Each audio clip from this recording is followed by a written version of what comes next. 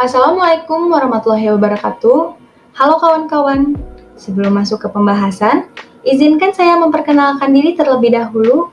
Saya Halifah Nur Istiqomah dengan nomor pokok mahasiswa 2150 20041 dari Program Studi Pendidikan Ekonomi Fakultas Keguruan Ilmu Pendidikan Universitas Pasundan.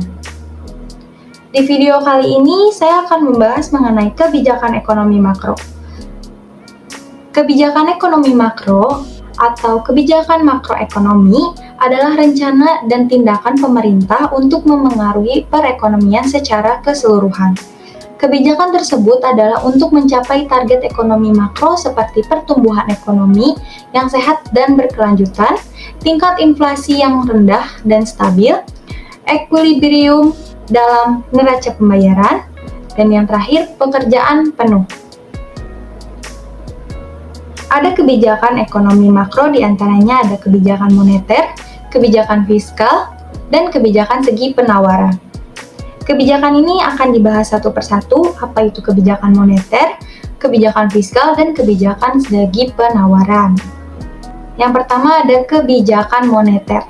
Kebijakan moneter adalah upaya untuk mengendalikan atau mengarahkan perekonomian makro ke kondisi yang diinginkan atau lebih baik dengan mengatur jumlah uang yang beredar. Kondisi yang lebih baik adalah meningkatkan output, keseimbangan, atau terpeliharanya stabilitas harga. Dengan adanya kebijakan moneter, pemerintah dapat mempertahankan, menambah, dan mengurangi jumlah uang yang beredar dalam upaya mempertahankan kemampuan ekonomi yang tumbuh sekaligus mengendalikan inflasi. Tujuan dari kebijakan moneter yang pertama menjaga kestabilan ekonomi, yang artinya pertumbuhan arus barang dan jasa seimbang dengan pertumbuhan arus barang dan jasa yang tersedia. Kedua, menjaga kestabilan harga, yang artinya harga suatu barang adalah hasil interaksi antara jumlah uang yang beredar dengan jumlah uang yang tersedia di pasar. Ketiga, mengedarkan mata uang sebagai alat pertukaran. Dan yang terakhir, mempertahankan keseimbangan antara kebutuhan likuiditas perekonomian dan stabilitas tingkat harga. Dalam hal ini, tujuan utamanya meningkatkan peredaran uang di masyarakat sehingga roda perekonomian meningkat. Kedua, kebijakan moneter kontraktif. Kebijakan moneter kontraktif di mana kebijakan diambil sebagai langkah mengurangi peredaran uang di masyarakat saat terjadi inflasi. Hal ini diwujudkan melalui penjualan obligasi pemerintah, meningkatkan suku bunga bank, dan meningkatkan persyaratan cadangan untuk bank. Instrumen kebijakan moneter. Yang pertama ada operasi pasar terbuka. Operasi pasar terbuka adalah pemerintah mengendalikan uang yang beredar dengan menjual atau membeli surat-surat berharga milik pemerintah. Jika ingin mengurangi jumlah uang yang beredar, maka pemerintah menjual surat-surat berharga. Dengan demikian jumlah uang yang beredar di masyarakat mengalir ke otoritas moneter, sehingga jumlah uang yang beredar akan berkurang. Jika ingin menambah jumlah uang yang beredar, maka pemerintah membeli kembali surat-surat berharga tersebut. Yang kedua, kebijakan diskonto. Tingkat bunga diskonto adalah tingkat bunga yang ditetapkan oleh pemerintah atas bank-bank umum untuk meminjam ke bank sentral.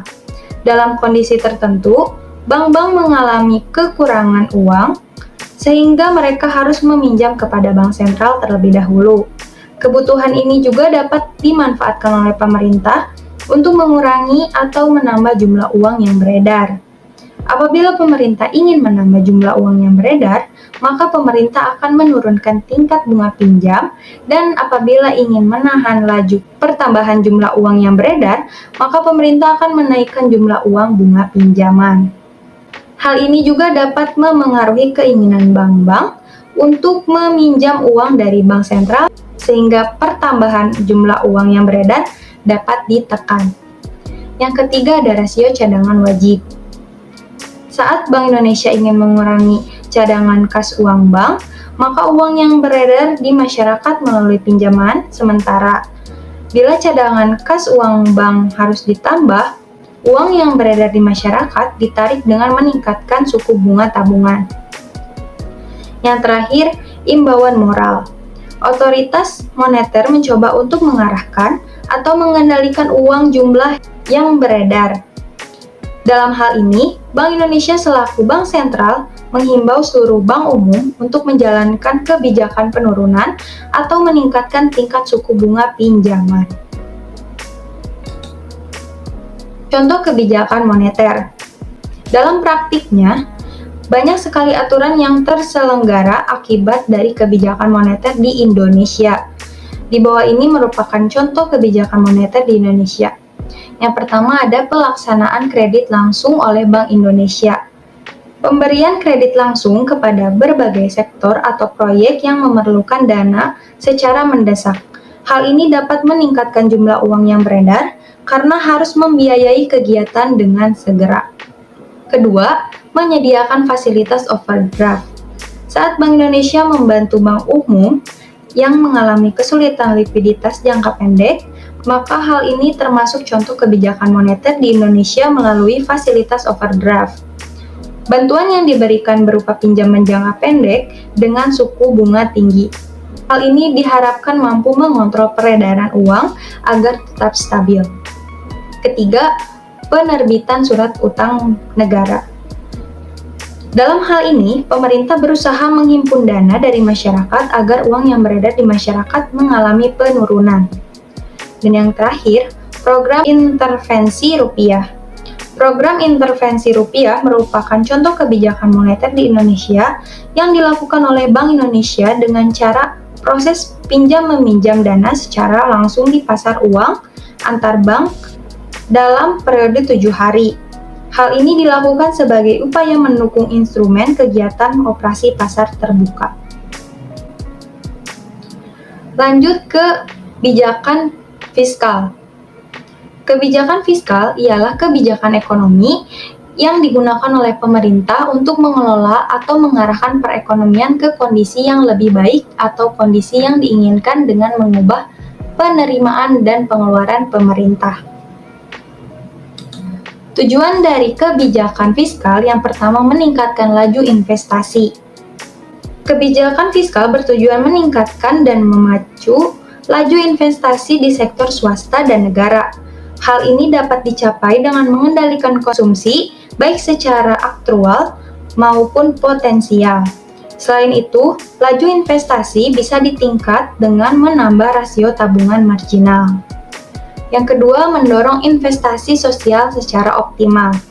Kebijakan fiskal harus mendorong arus investasi ke jalur-jalur yang diinginkan oleh masyarakat.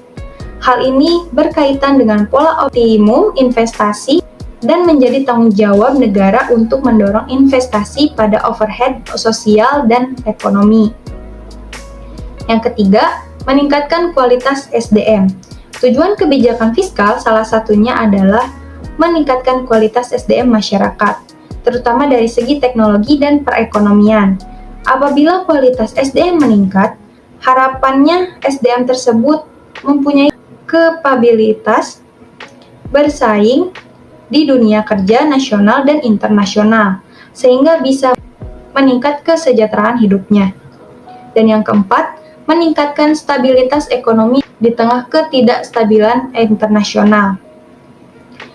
Kebijakan fiskal harus meningkatkan usaha untuk mempertahankan stabilitas ekonomi ketika menghadapi fluktuasi siklus internasional dalam jangka pendek. Jenis kebijakan fiskal. Kebijakan fiskal adalah kebijakan pemerintah terbagi menjadi beberapa kategori. Yang pertama ada kebijakan fiskal dari segi teoritis. Kebijakan dari teoritis terbagi menjadi 3. Yang pertama ada kebijakan fiskal fungsional. Kebijakan yang diambil demi meningkatkan kualitas ekonomi secara makro dengan dampak yang baru terlihat dalam jangka panjang. Contoh kebijakan fiskal fungsional misalnya pemberian beasiswa kuliah, membantu pendanaan startup, dan sebagainya. Yang kedua, kebijakan fiskal disengaja atau terencana. Kebijakan fiskal disengaja adalah kebijakan manipulasi anggaran negara. Fungsi kebijakan fiskal satu ini adalah untuk menghadapi masalah tertentu, misalnya pandemi dan krisis ekonomi.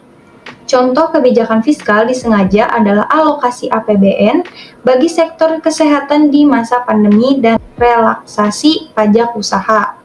Yang ketiga, kebijakan fiskal tak disengaja, yaitu kebijakan berupa penetapan keputusan atau aturan untuk melindungi stabilitas ekonomi sektor non-pemerintah, contohnya penerapan harga eceran tinggi. Ada dari jenis kebijakan fiskal dari segi penerapan. Yang pertama ada kebijakan fiskal ekspansif. Kebijakan yang diambil pemerintah saat ekonomi melemah dengan menaikkan anggaran belanja serta menurunkan atau meniadakan pajak bagi sektor tertentu. Fungsi kebijakan fiskal ekspansif adalah demi meningkatkan daya beli barang sehingga perusahaan tetap bisa melakukan produksi tanpa memecat pekerja. Jenis kebijakan fiskal dari segi penerapan berikutnya adalah kebijakan fiskal kontraktif. Kebijakan menurunkan belanja pemerintah dan menaikkan pajak. Fungsi kebijakan fiskal satu ini adalah untuk mencegah inflasi dan mengurangi resiko gini. Dari segi neraca pembayaran, jenis kebijakan fiskal dari segi neraca terbagi menjadi 4. Yang pertama ada kebijakan fiskal seimbang. Kebijakan fiskal satu ini diambil untuk menjaga keseimbangan pemasukan dan pengeluaran negara. Fungsi kebijakan fiskal satu ini adalah agar negara tidak punya terlalu banyak hutang. Meski terdengar positif, regulasi fiskal seimbang memiliki resiko besar, sehingga tidak semua negara punya kemampuan memenuhi seluruh kebutuhan warganya. Kedua, kebijakan fiskal surplus. Jenis kebijakan fiskal yang diambil ketika pemasukan lebih banyak dari pengeluaran. Fungsi kebijakan fiskal surplus adalah demi mencegah terjadinya inflasi.